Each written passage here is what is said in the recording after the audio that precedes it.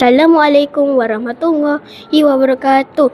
Nama saya Putri Jamilisha binti Muhammad Fazali dan saya dari kelas 4 Jasmin. Hari ini saya bersama Cikgu Amira. Cikgu, boleh cikgu perkenalkan diri cikgu? Okey, nama saya Cikgu Amira.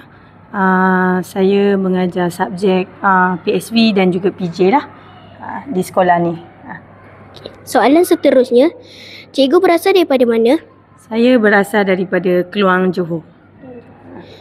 Dan soalan seterusnya, apa perasaan cikgu sepanjang menyambut bulan kemerdekaan ini?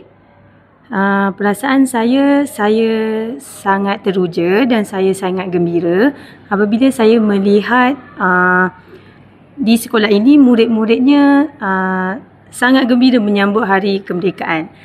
Di sini kita boleh tengoklah di sekolah ni banyak yang kibarkan jalur gemilang dan sangat meriah sambutannya di sekolah. Okay.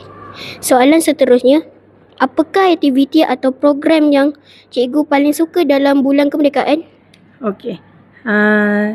Paling suka program yang saya paling suka atau saya gemar sepanjang bulan kemerdekaan di sekolah adalah perarakan.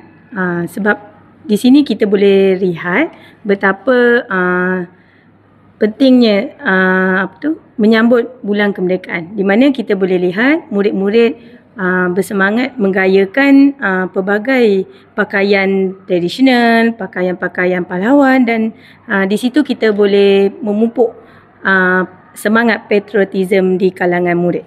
Itu saja. Terima kasih Cikgu Amira kerana memberi peluang untuk pembualan. Sama-sama. Okey, sekian, terima kasih. Saya Putri Jamilisha binti Muhammad Fazali ingin mengucapkan selamat menyambut Hari Kemerdekaan hari ini. Sekian, terima kasih.